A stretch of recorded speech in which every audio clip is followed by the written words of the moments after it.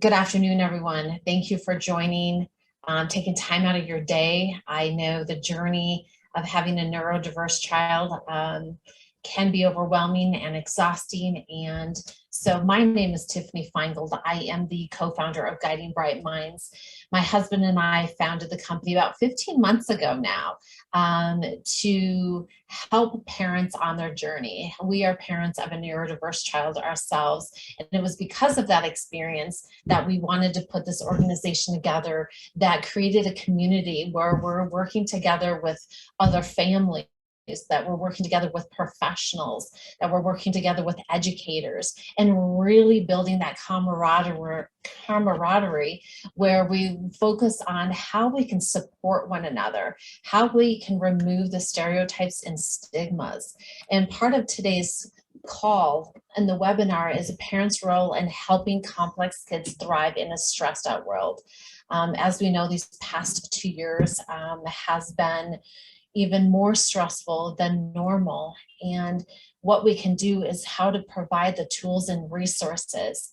So if you are a member of Guiding Bright Minds, thank you for your support and thank you for being a part of the community.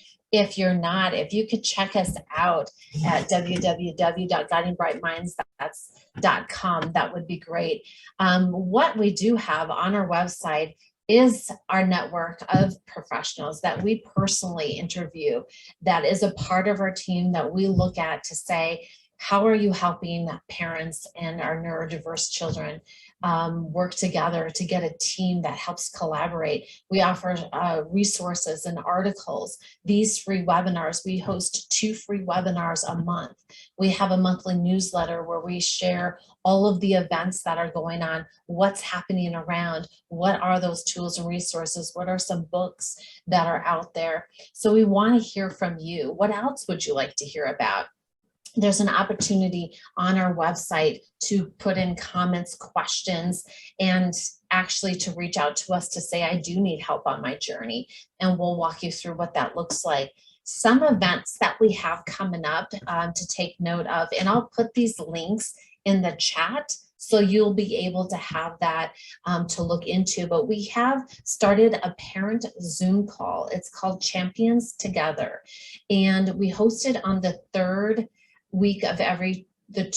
Tuesday of every month from 6:30 p.m. to 7:30 p.m. Mountain Central Time. So depending on where you are, it's 6:30 to 7:30. So I'll send a link to that. And it's just about communicating with other parents, coming together. That's probably been the most impactful for me on my journey, is talking to other parents who know what I'm going through, who understand what I'm experiencing, and working together to get through some of those moments. And then next week, we do have a Zoom call, which we usually span them out, but there is another one. It's the Twice Exceptional Child, How High Cognitive Functioning and Learning Impacts Social, Emotional, and Behavioral Development. So again, that will be listed on our website. If you are a member, an email goes out about that. So if you are interested in the Twice Exceptional Child, that is next Wednesday, June 15th from 12 to 1 p.m. Mountain Central Time. So that's a little bit of information about Guiding Bright Minds, our mission, our vision, our purpose, just to help you as parents, caregivers, professionals on your journey. So let me introduce, I'm really excited to have Diane Dempster with ImpactParents here today. They have had years of experience in working with parents. So Diane is a professional coach, speaker, and educator with over 20 years of corporate leadership experience. The co-founder of ImpactParents.com, co-creator of Sanity School, and co-author of Parenting ADHD Now. She provides training, coaching, and support for parents and educators through Impact Parents. Diane helps parents access the best resources, training, and coaching so they too can find their answers. An experienced leader and expert in change management in all-around life Sherpa, Diane helps clients create deep, sustaining, and change and open their eyes to life. And no one needs this more than parents of complex kids. Diane received a master's from the University of Michigan and coaching certification from the Institute of Professional Excellence in Coaching. So welcome, Diane. Thank you so much for joining us. And I do want to mention before we get started that on the bottom of your screen, there is a section for Q&A. We will allow about 10-15 minutes at the end of the presentation for you to be able to ask questions to Diane. So please be able to put that in the Q&A and we will go ahead and get started. So over to you, Diane. Thanks, Tiffany. Thanks so much for what you guys are doing. This is just such an amazing resource to create community. And you're right that one of the most challenging things about having a complex kids is just the isolation. And I was talking to a mom about that this week, and it's just sort of, people just don't get it, right? It's just sort of, they mean well. And if you can feel the intention of your friends and your family members who are like, just push them harder, or just, you just got to be tougher on your kid, right? It's that sort of thing.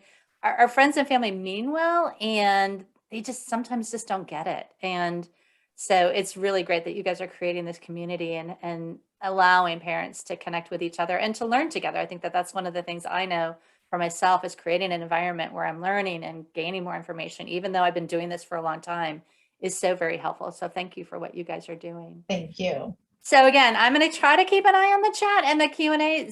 Tiffany, if there's a question that pops into the Q&A while I'm talking and people are like, what the heck did you just say, Diane? Will you let me know? And then I'll go back and clarify, but we'll try to capture questions as we're going through. I'll leave time at the end for those. And again, I'm going to try to direct this. Our work at Impact Parents, we do parent training and coaching, and we actually do work with parents of kids from 3 to 33. We used to say, 4 to 4 or 4 to 24, and these last couple of years, as the pandemic has been in our face, parents of young adults have really kind of come out of the woodwork and say, I'm really struggling with how to help my college age or young adult with ADHD or anxiety or autism, kind of how to thrive. And that's our topic today. So I'm going to go ahead and move into sharing my screen here. And Tiffany, I'm going to ask you to kind of make sure that I'm showing just my screen and that I'm showing it's a good size and all that other stuff. Okay, great. So we're talking about the parent's role in helping complex kids thrive in a stressed out world. And so I want to start by just kind of getting a sense from all of you. What are some of the challenges that you are facing right now? Like, type in the chat real quick. Just let me know, and I'll say out loud so everybody else can hear it. What are some of the challenges that you are facing as a parent in today's stressed out world? We know that the world's stressed out. I read a statistic the other day as you're typing that like over 70% of adults are so stressed in the workplace. Not just that they're stressed in the workplace, but they're so stressed in the workplace that they have actual physical reaction to it. Their body is actually, they're having a hard time sleeping, or they're, physically reacting. They've got ulcers, they got all these things that kind of come from stress. But so we're talking about adults here. And I know that kids are struggling as well, and kids are stressed out. And so I'm hearing, let's see, resistance required to doing summer schoolwork. Great. Angry all the time when they asked a child to do something like clean their bedroom and their homework. Motivation in general. Thank you, Mary. Constant rule breaking, manipulation, curfews, and chores. Balancing appointments, being unchecked, emotional reaction to everything, defiance, all these sorts of things. Okay, so these are really common challenges, and I want to say that they're really normal reactions to, number one, having a complex kid, and number two, having a complex kid who may or may not be stressed out themselves. So we know that supporting complex kids, particularly through a global pandemic, has been its own special brand of crazy, right? It's just sort of it. Those of you who have been raising complex kids for a while know that in the last 2 years, particularly, our lives became really stressed out. It made it more difficult. I've got so many parents who are dealing with things like school refusal and really just trying to help these kids deal with what's been going on and getting them back to a place where it feels like normal again. I mean, it feels like for a lot of families, we haven't quite landed yet, even though in the world, theoretically, things are, they're up and down still, but it's still kind of very difficult. So the kinds of things that we're seeing a lot of We've seen anxiety and avoidance, all different flavors of that. Trouble with transitions, right? So a lot of times, I remember even earlier this year, sometimes they were in homeschool and sometimes they were at school, and sometimes they had to stay home because somebody in the classroom tested positive. And trouble with transitions is a challenge for parents of complex kids generally. And we've just had a lot more transitions in our lives for the last couple of years. Communication glitches, right? So communication is key and a foundation of what we teach at Impact Parents. And it's a hard thing to do because you were talking about defiant kids who don't want to listen to anything, they don't want to hear anything, or we've gotten into communication patterns where we're telling them what to do more than they want us to. I mean, there's all these sorts of things that lean into what I would call communication glitches. This leads to all kinds of intensities, which is what you guys are describing. They push back, we push back. Most parents, I am a recovering yelling mom, and by admission here, and I think that both parents and kids are a lot more intense when things get hot and stressful. And what happens is when we get intense, the problem solving stops.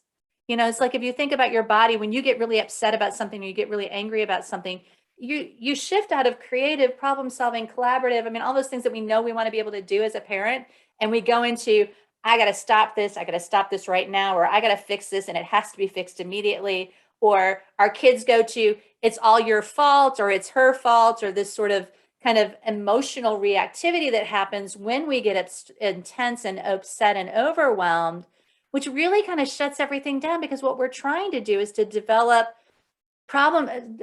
emerging adults that are problem solvers, that are independent, that are doing all these sorts of things. And what's happening is that it's shutting down because we're all overwhelmed and stressed out.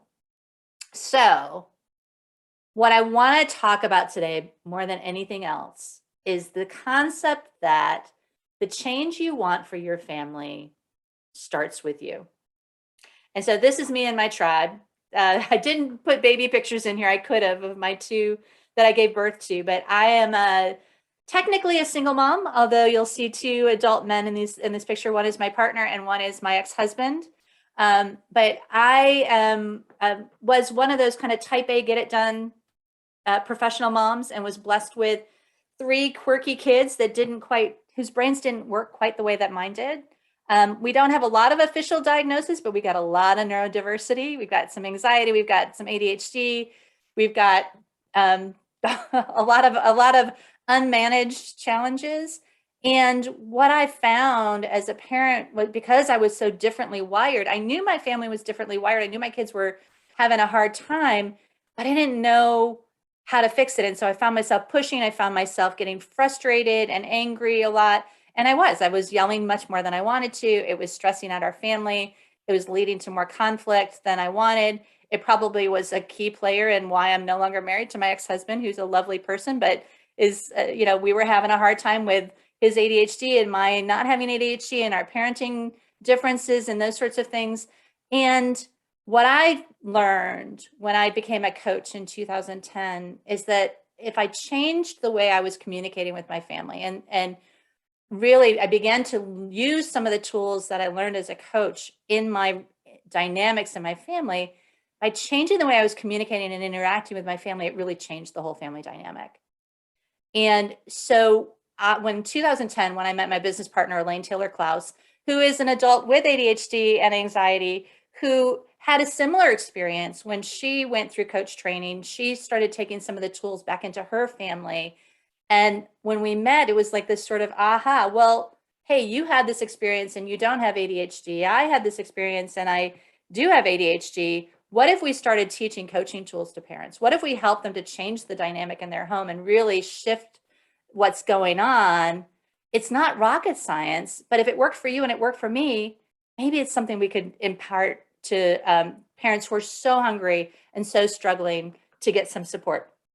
And so we launched initially Impact Parents, or Impact ADHD, and in the last 3 years have shifted the language to Impact Parents, because the parents we're serving are not just parents of kids with ADHD. There's parents of anxiety and autism and all kinds of challenges, mostly surrounding executive function deficits and delays. But so now at Impact Parents, we do, as I said, online parent training and coaching.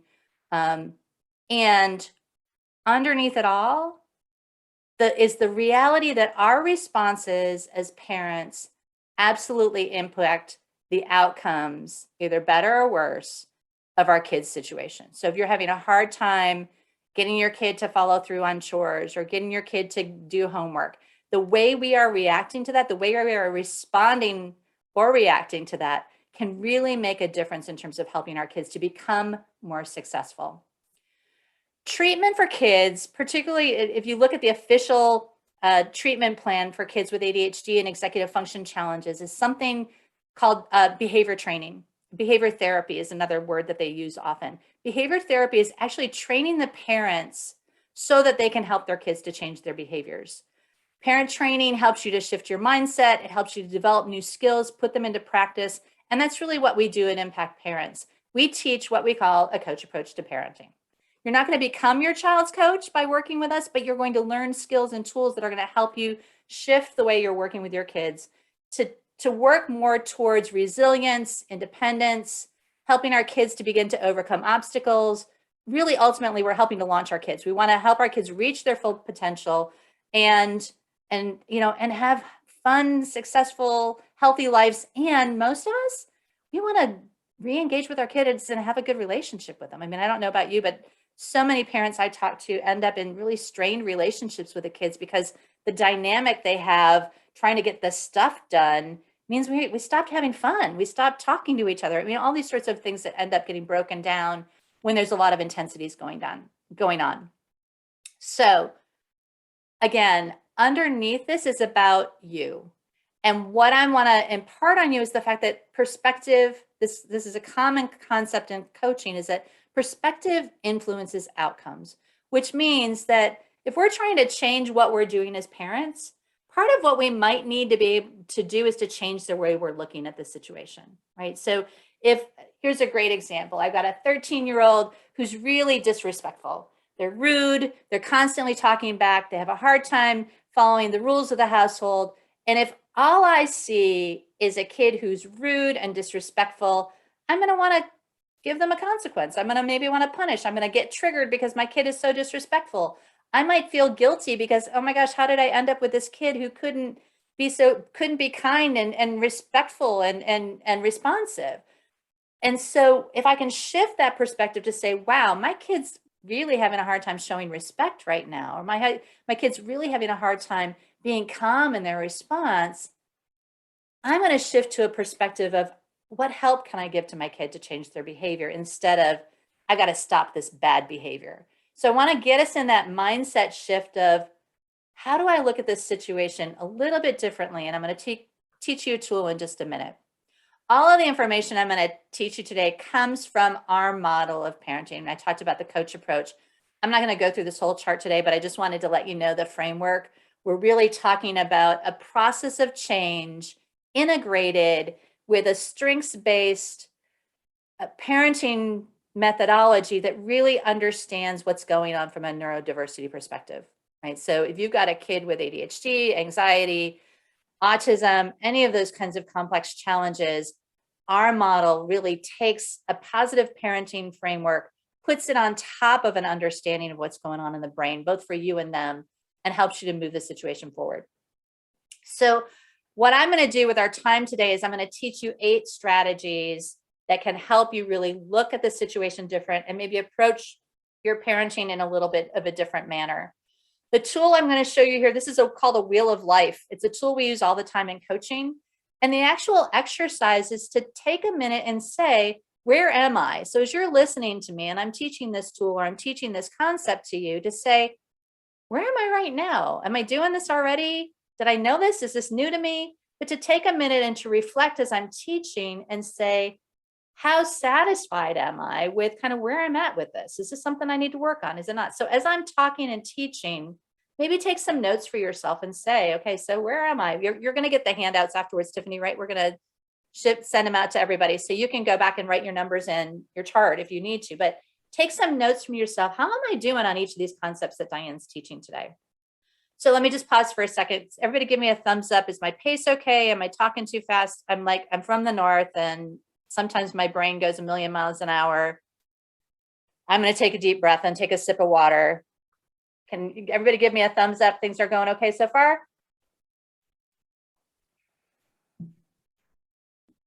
Yes. Awesome. Thank you, Paige.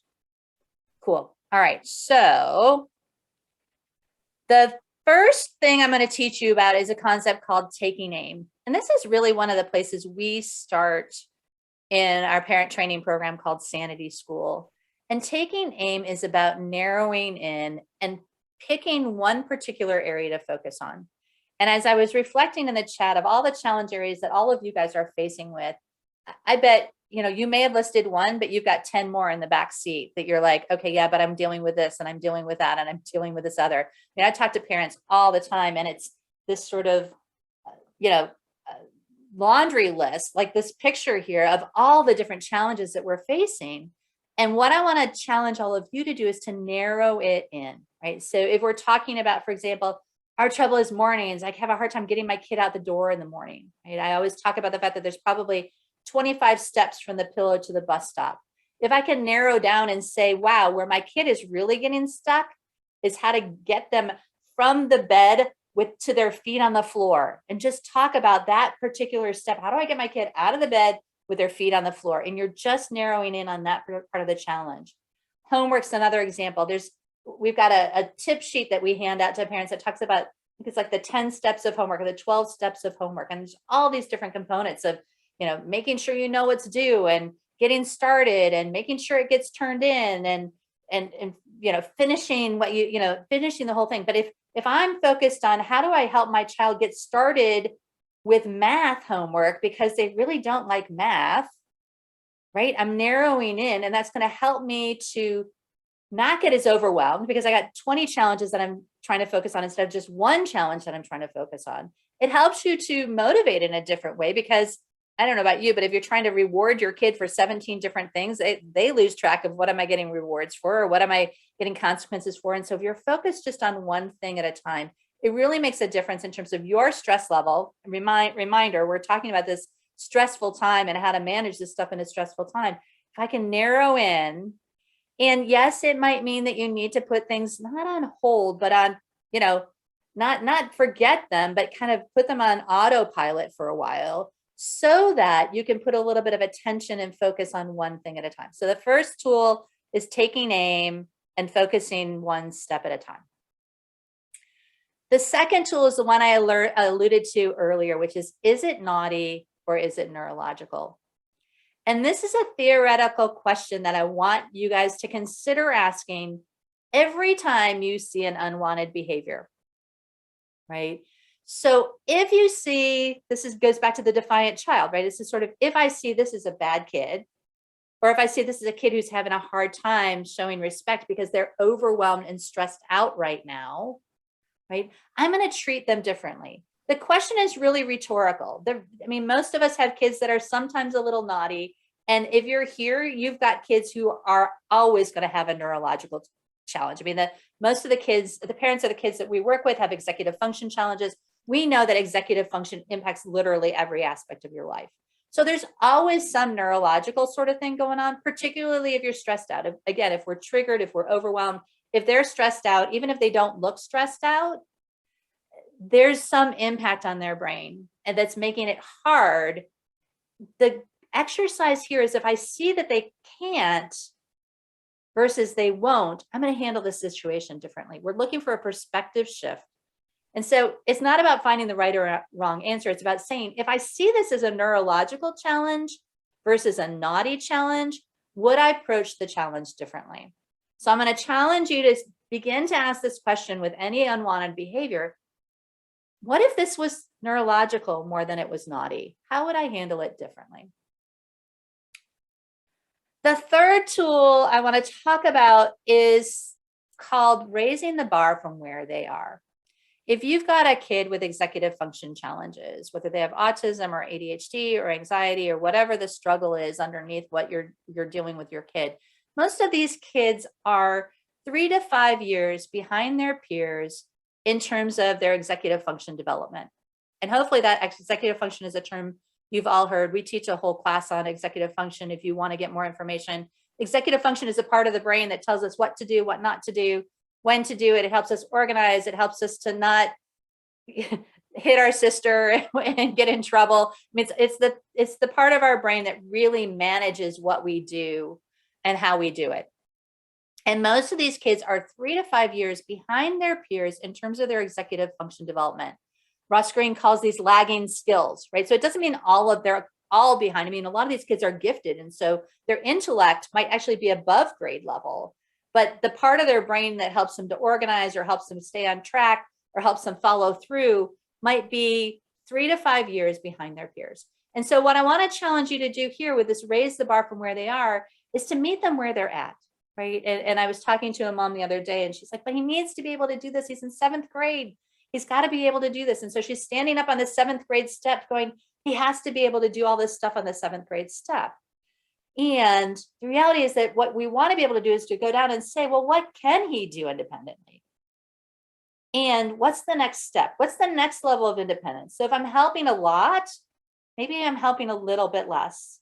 Maybe I'm asking them to ask me where to help. Maybe it's just sort of this journey of getting up to that higher level instead of just kind of standing there trying to drag them from where they are. So we want to raise the bar from where they are rather than wishing, hoping, standing up at the place where we hope they will sometime eventually be. The whole dragging up the steps stresses us out, stresses them out, and it really creates a situation where we're setting unrealistic expectations for our kids. So raise the bar from where they are. So the next one is about understanding and using motivation. And so we teach a model of motivation, which I'm showing here just briefly, which there are 4 things that motivate. We teach the lagging skills brain, the executive function challenge brain, but the ADHD brain, but it really is what motivates all of us, right? It's this play, interest, novelty, competition, hurry up, right? It's this sort of understanding that there are more things that motivate ourselves and our kids than just last minute. So a lot of us have kids who are last minute kids. It's a great tool, right? It's this sort of, if we know that the last minute stuff is what motivates your brain, creating some sense of urgency can be a great tool to help them get stuff over the finish line. Those of you who aren't motivated by hurrying up may be like, oh, wait a second, if they just get it done 2 weeks ago, we wouldn't be having all this stress and problems.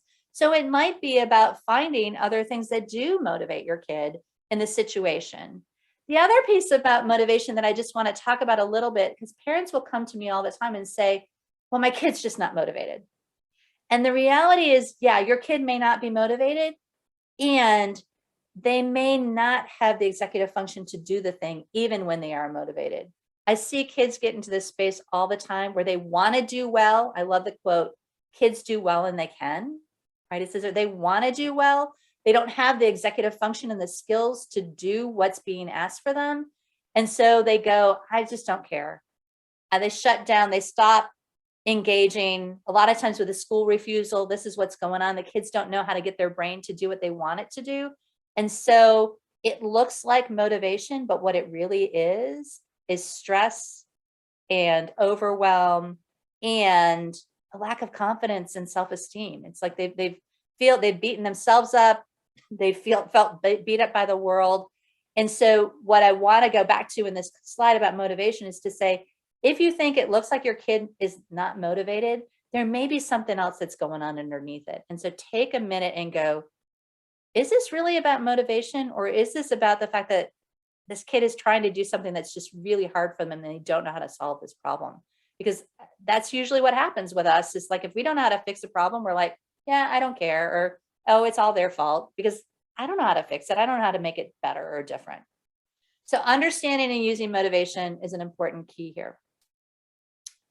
The next one I alluded to earlier is setting realistic expectations, right? So do we want to make sure that when we're setting our expectations for kids, it doesn't mean we're letting go. We're not lowering our expectations. We're shifting our expectations. It's the figuring out what they can realistically do and challenging them to the next level, right? It's just sort of, I love this image of the small kid trying to play with a tall basketball player.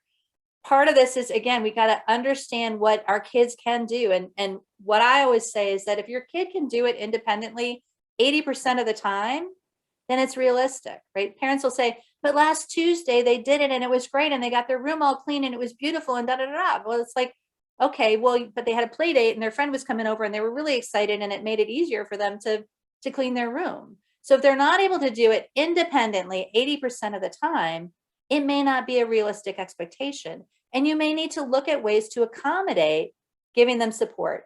One of the things I guess I've kind of been a little bit on a soapbox about this year is accommodations. And a lot of our kids have accommodations at school. We have 504 plans, we have IEP plans, all those sorts of things. But when it comes to home, I don't think we as parents really sit down and say, what am I doing consciously to accommodate my child's executive function challenges? Do they need me to remind them more often? Do they need me to be, to help them put together a system to make sure it's easier for them? Do I need to make the job easier for them? Do I need to separate cleaning their room from cleaning their room to, hey, pick up the books and put them on the bookshelf and I'll help you, right? It's just sort of thinking about ways to accommodate our kids at home is a great way to take these realistic expectations and begin to put them into place. The other thing that I want to say, I added the words yours and theirs to this slide when I put it together for this conversation, because we're talking about stressful situations. Many of us as parents are completely overwhelmed and stressed out.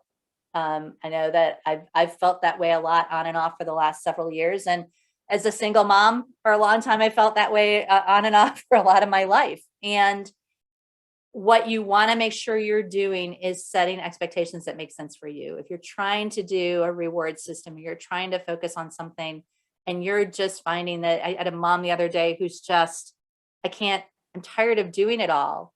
And working with my kids to try to help them to become more independent feels like one more thing for me to do, right? It's this sort of, and so you might need to kind of take a little breath and give yourself some space and give yourself permission to clean their room if you want to have a clean room. It's because it's easier to just clean it yourself than it is to get them to help. Or again, go back to that taking aim concept where you're just picking one thing and working on it instead of trying to tackle it all at once, stressing yourself out and making it really hard for you to be as successful as you want to be, and giving yourself some space to really enjoy your family and enjoy your life. Or we're about to, when we're recording this, we're about to venture into summer. Maybe you need to take a summer and just kind of relax and enjoy yourself. Give yourself permission to set realistic expectations for yourself as well as your kid. So shed the shoulds. This is a great segue into this. One of the things that often gets in our way of setting realistic expectations is the outside world. And I'm looking to see some of the comments people are putting from the last slide, but a lot of times we have a should. We have, my kids should be able to do this. They're in 8th grade. My kids should be able to do this. They're 22. Or the school says they should be able to do this. Or the angry mother-in-law, which is kind of what this picture is, the energy of this picture. What I want to challenge you to do is to let go of the shoulds, right? The shoulds for you, the shoulds for them, really gets back to being able to say, what is realistic right now? Not what should we be doing? So many of us parent from a place of guilt and shame and fear. I'm going to say those, the terrible three: the guilt, shame, and fear. If we parent from that place, we're going to be constantly worried about the future. Oh my gosh, they're never going to live on their own. This is terrible. I remember a parent of a 10-year-old who was having a hard time remembering to pick up their potato chip crumbs. And they were worried that they were going to live in squalor when they're on their own in their 20s, right? It's just sort of, if we're living in fear of some potential future, or we're, thinking about what other people will think, or carrying around a should or a shame or a guilt, again, it's just sort of, it's more likely to stress us out. It's more likely to push us into a triggered state. And if we're in a triggered state, we're not available to solve the problem. We're literally, right? We're not solving the problem. We're fixing the situation. And I'm using that language specifically. It's the sort of, if I'm stressed out, I'm going to be like, we got to fix this. We got to take care of it. It's got to change right now. And what our kids need is a partner over time to help them to begin to solve the problems that they're facing and to become problem solvers. We're doing both. We're teaching life skills and we're dealing with the stuff that we're dealing with today, right? We want to be able to do both at the same time.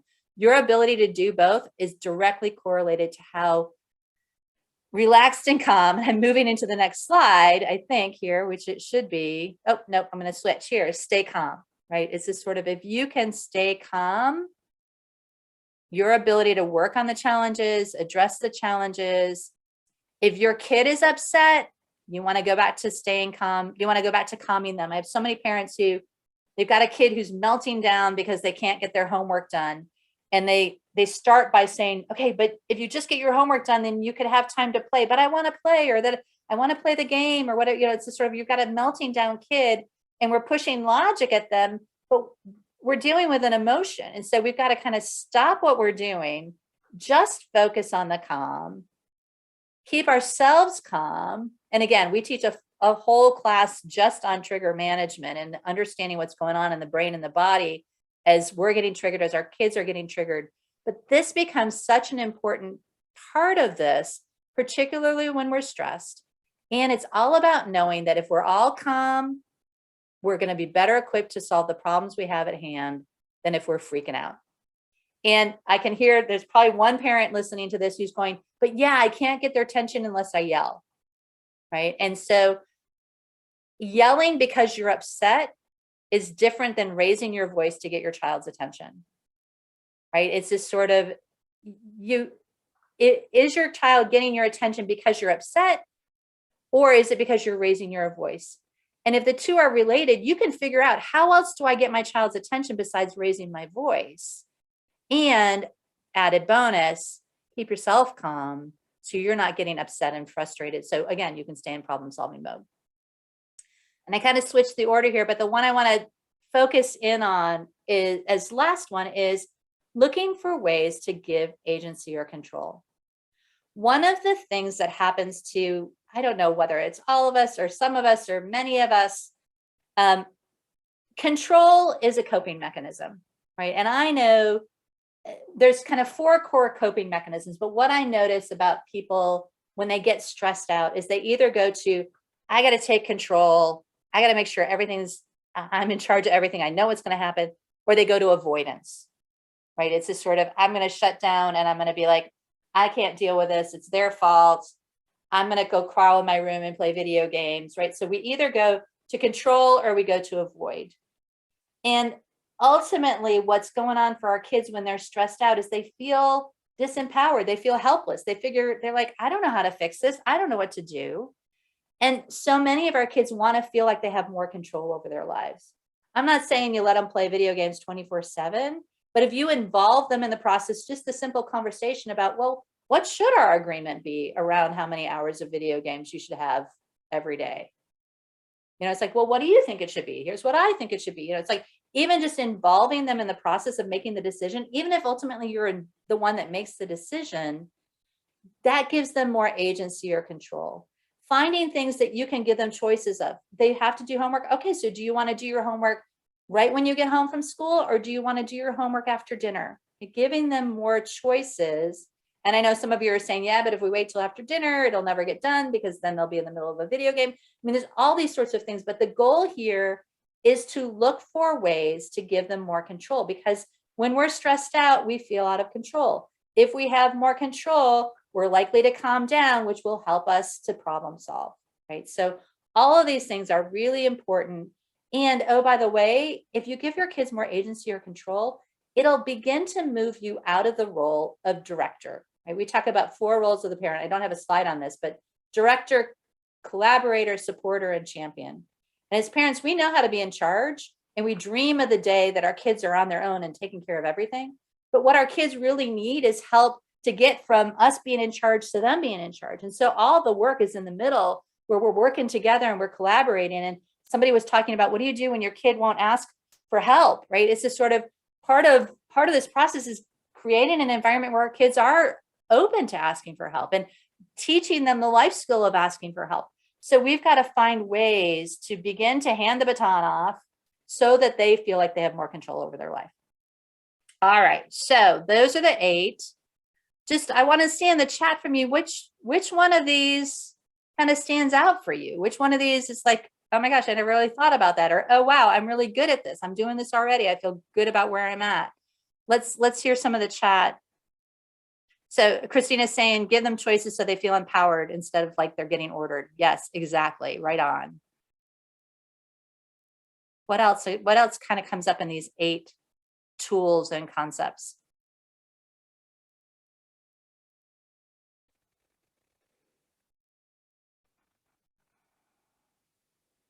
Sheds the shoulds, resonates, right? It's easy to kind of create a story in our head about what's supposed to happen.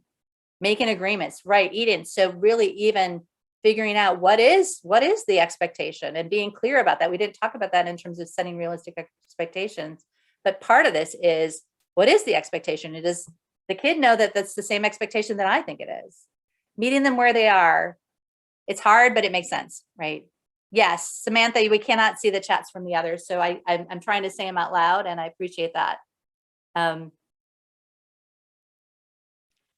Setting realistic expectations, I find that I need to reevaluate what's realistic. Great. And Mary, the reality is that every day you may need to shift your expectations, right? It's just sort of on a Saturday when they're relaxed and have a good night of sleep, you might have a different expectation for them than on a Tuesday morning when they've got a test that day, right? It's just sort of, it may be that different. And so it's really about figuring out what is my expectation and how do I dance with the fact that I might need to shift it. Awesome. Every day is different. I try to take it as it comes. Yes, absolutely. Thanks, Paige.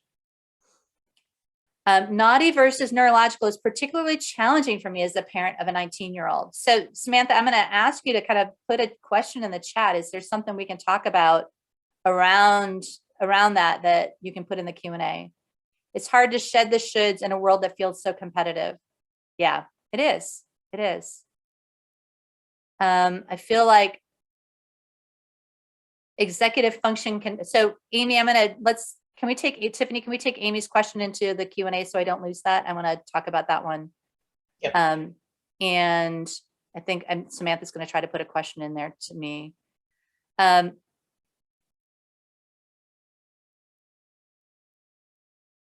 Great. So Christina's saying, I always think of the source of their behaviors, usually with their 3-year-old, it's physical sources. And I've always have to think of that instead of emotionally reacting, right? So it's a sort of, if you know that it's something going, I'm reading a book recently and they were talking about the fact that if you see every unwanted behavior as a signal that something else is going on, right? So instead of something to be addressed, it's a signal. So it's like, oh, wow, they're acting out.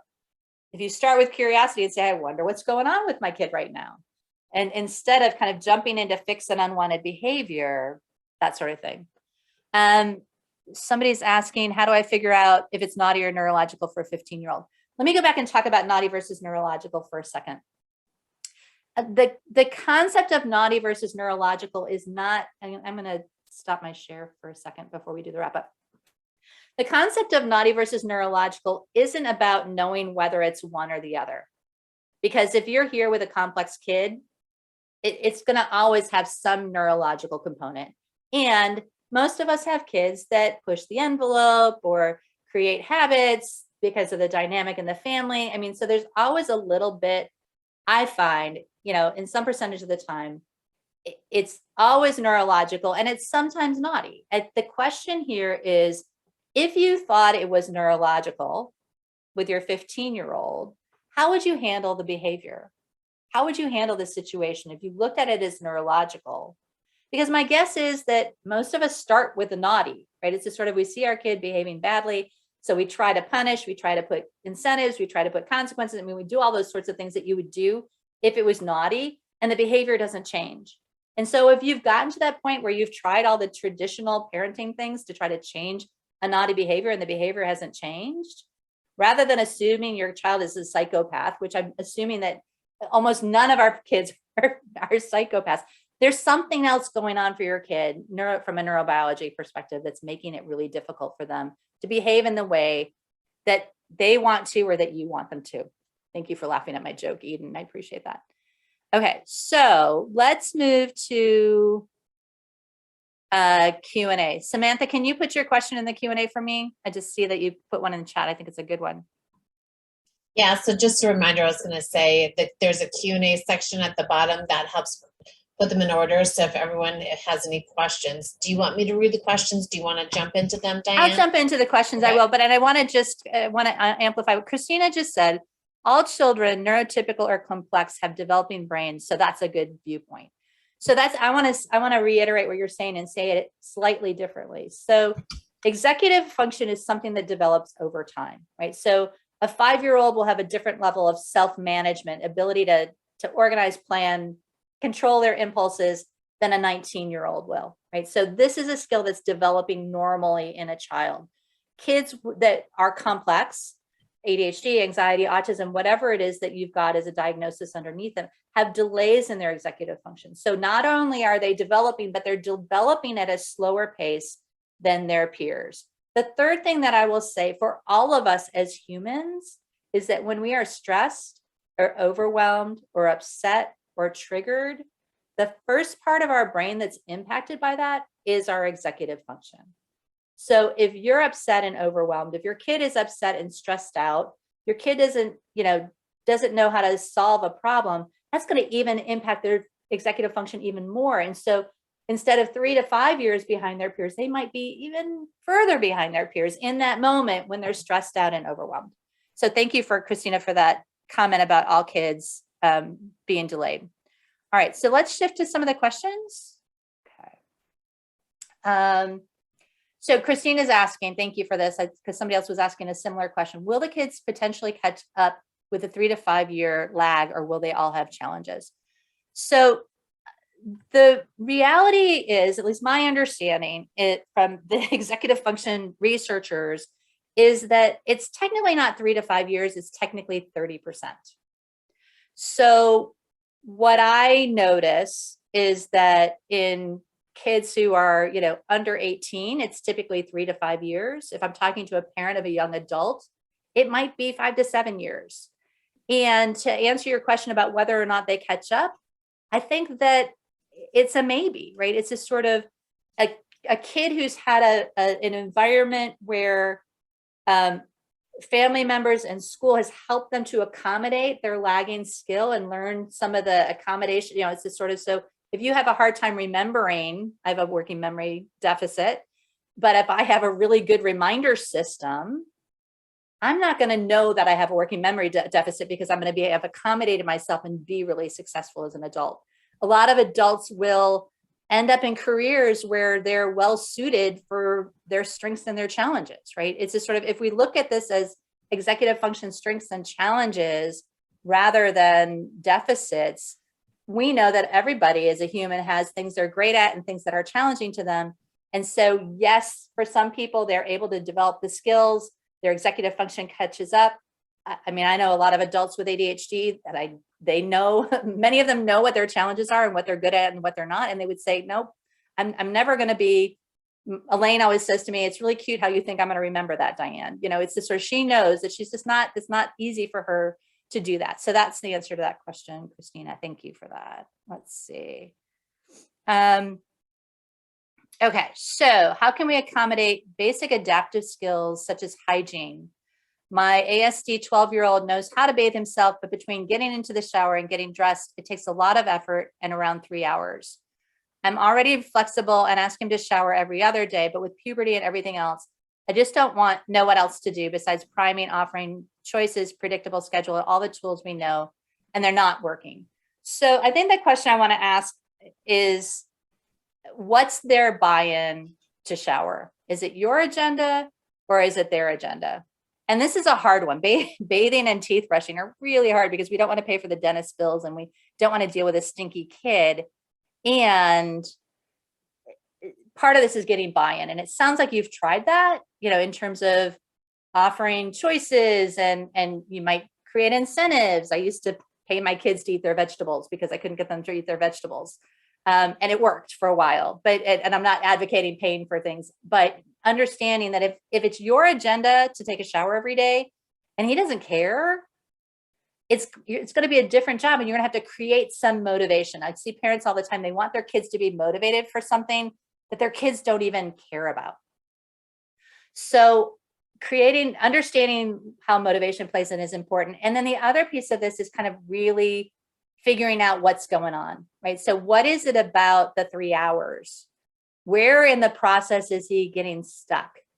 Is there an accommodation he needs to help him get past that one particular stuck part? So for example, I have a kid who wants to take a shower every day before work, and it takes him, no kidding, every time he gets in the shower, it's always at least 30 minutes. And if he doesn't build enough time in his schedule to take a 30-minute shower, he's going to always be late for work. So there's an accommodation there to help them realize, hey, you can take a 30-minute shower. How much time do you really need? What time do you need to be in the shower in order to make sure you're done at 7 a.m.? Oh, you're going to take a half an hour shower. That means you have to be in the shower at 6:30. So if you have to be in the shower at 6:30, what time do you need? So you're kind of working backwards and looking at what's really going on with the 3 hours and helping them problem solve. And the other thing I'm going to say is you've got to get their buy-in to solve the problem, because it sounds like right now it's a problem for mom or dad. I can't tell which one. But it's not a problem for the kiddo. So let's see. Paige, you said something about when my son, his words can become overwhelming. So can you expand on that? Is there a question in there? Or are you just kind of making a comment? Tiffany, somebody's asking about the recording. Can you, how are people going to get the recording? Yeah, I sent that in the chat, that everyone's going to get a copy of the recording and all of the presentation and any other documents that you have. Yeah. I don't see that in the questions though. Okay, so somebody's asking, is it recommended to try to explain the kids' challenges for them or not? When to tell them how to explain that? You know, I'm a firm believer that if we don't talk to our kids about what's going on in their brain, they're going to create stories, right? So I see so many kids who create a story, oh, I must be stupid, I must not be able to do this. So sort of, if they don't understand, particularly the difference between intellect and executive function, and I don't know if that's even language that those of you are familiar with, but the part of the brain that makes us smart or gifted is completely different than the part of the brain that helps us to be organized or follow through or get stuff done. I almost swore, sorry about that. So it's, if our kids don't understand that I'm smart, but why can't I do this? If they don't have an understanding that, yeah, it makes sense, you can be smart and still have a hard time remembering what your homework was. And it's perfectly logical. If they don't understand it, they're going to create a story, right? And so I think that that's the first context, is that they want to understand why they're different and why things are hard for them. If we help them and give them a real reason, it makes it easier than it is probably a better reason than the pretend one that they're going to create for themselves. The other thing that I hear from parents a lot is that I don't want my kid to be labeled, or I don't want my kid to create an excuse for themselves. And, you know, I see that so rarely. And I see the opposite problem even more so. And so if you have a kid who's saying, oh, I can't possibly do any homework this week because I have ADHD, which I've never heard a kid do that, you can say, well, you know, I get it, and let's figure out how to get you to do a little bit of homework. You know, you can accommodate and address that if you start noticing that it becomes an excuse, but don't start by assuming that they're going to start using it as an excuse. The other thing I would say is to feed because she asked when to explain it, right? It's just sort of feed it to them in doses that make sense given their age and their level of development. I kind of equate it to sex education, right? It's just sort of, you don't tell kids everything at age 5 about sex education, but by the time they're, you know, in a situation where they're making decisions for themselves, you're going to want to make sure that they have all the information that they need. So feed it to them, answer the questions that they ask, and kind of feed it to them over time is kind of my overall strategy around that. Okay, so my son was identified late in high school for coded, never really addressed support in high school. He's now failed out of college because he kept thinking he could fix it himself and did not go access the support he could have. How do I help him move forward and accept and access support? So somebody else asked this question about getting kids to accept help, right? And so part of the challenge, particularly because you've got an older kid, is that it took you many years for your kid to get to this place where they are. And so the first thing I'm going to say is you can absolutely unravel it. And there's several steps to this. The foundation of this is relationship. And I would say that regardless, if you've got a younger kid, hang on to your relationships and make that a priority. If you've got an older kid, go back to square one and work on redeveloping the relationship, because it's about relationship, it's about trust, it's about communication. And then it's about collaboration and problem solving and buy-in and asking for help and all those sorts of things. The one thing I would say, Samantha, to you about getting them to ask for help is to begin to just listen and to figure out what his agenda is and to see what does he see as a problem and to help him solve his problem instead of helping him solve the problem you see. Because the minute our kids say, or even here's another tool, Samantha, to throw in here, offering help instead of saying, here's what you should do, to say, hey, I've got some ideas. If you're open to them, let me know, right? It's just sort of the minute someone says, yes, please, I'm interested in what you're saying, they're engaging a different part of their brain. If I go to my kid with advice, they may or may not even hear me. But if I say, hey, can I share with you what I'm thinking? And they go, not now. I can go, okay, well, let's talk about it later, because I really do want to tell you what I'm thinking, right? But then you go back and you say, hey, I'd like to tell you what I'm thinking. Okay, mom, different part of their brain. They're now listening to you in a very different way. So the other thing, Samantha, I would leave you with is modeling, right? Asking for help is something that's important to model. So many of us are super parents who try to do everything on our own. And so if we create an environment as a family where helping is easy and accepted and normal, it definitely creates a better environment for our kids to begin to learn to ask for help. So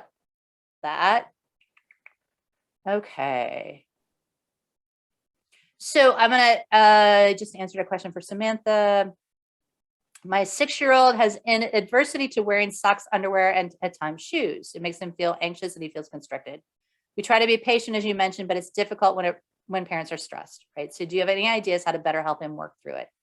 So sensory things are a thing, right? It's a sort of, and if you treat it like an adversity, something that they don't want to do versus something that's really hard for them, this might be a place to apply the naughty versus neurological. I mean, I had a daughter who couldn't deal with the lines on the socks, right?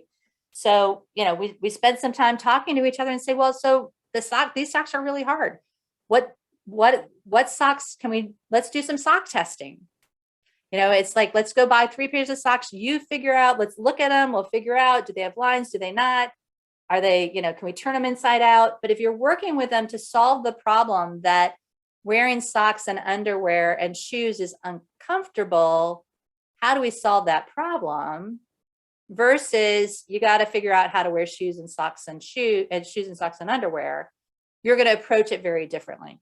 So there's all kinds of sensory clothing available now. It's a really common challenge. So you can look and find, Nicole, a lot of resources in terms of, shoes that are less sensory stimulating, and honoring your kids' challenges and really kind of acknowledging, wow, I can tell that it's really uncomfortable for you to wear your socks, giving them permission to rip them off the minute they get in the car, all those sorts of things, partnering with the school to figure out what is and isn't okay, really honoring it kind of like you would a kid needing glasses.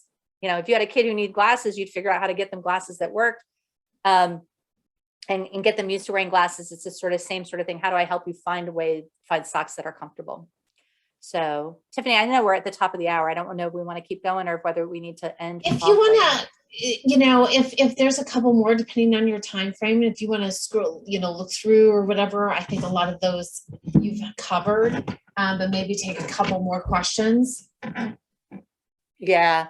So Rachel's asking a question about bullying. I'm gonna kind of let you know that that's a longer question. I think that if you're interested in kind of talking about support for you or support for him in that environment, I'm happy. I know Tiffany can help connect us if you're interested in kind of getting some help on that. Aaron, there's a lot of great resources about, Aaron's asking about getting ready for college, right? It's this sort of, there's a lot of websites like Attention Magazine, Attitude Magazine, who have articles that say, here are the top 10 things you need to ask in order to kind of help your kid figure out whether a college is a good fit for them or not.